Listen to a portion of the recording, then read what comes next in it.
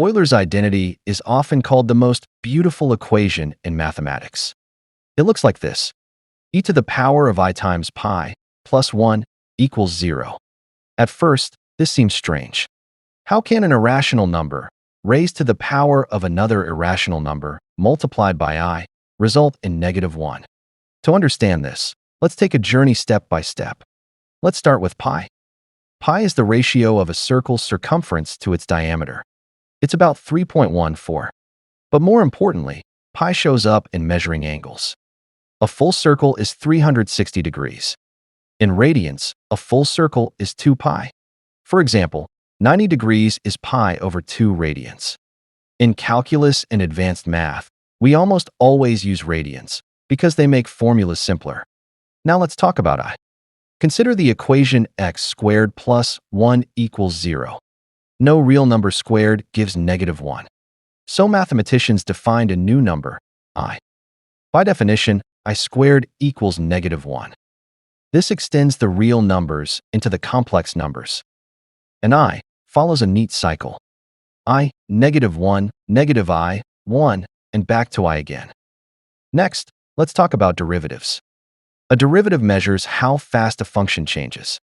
In other words, it's the slope of the tangent line to a curve at a point.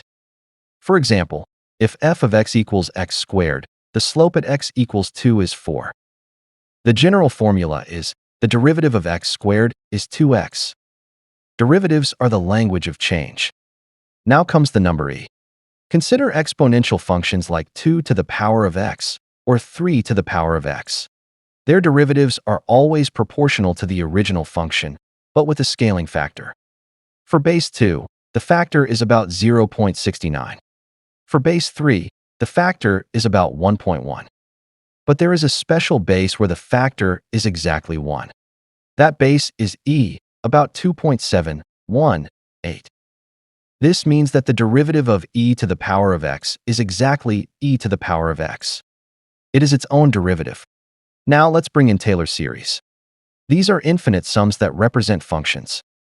Sine of x equals x minus x cubed over 3 factorial plus x to the 5 over 5 factorial, and so on. Cosine of x equals 1 minus x squared over 2 factorial plus x to the 4 over 4 factorial, and so on.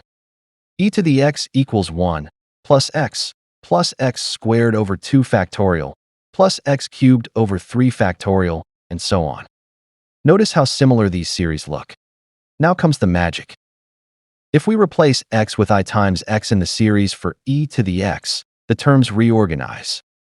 And we get Euler's formula. E to the power of I times x equals cosine of x plus I times sine of x. Finally, let's plug in pi. E to the power of I times pi equals cosine of pi plus I times sine of pi. Cosine of pi is -1. Sine of pi is 0. So the whole thing simplifies to -1. Rearranging, we get the famous identity. E to the power of I times pi plus 1 equals 0. This single equation ties together 5 of the most fundamental numbers in all of mathematics.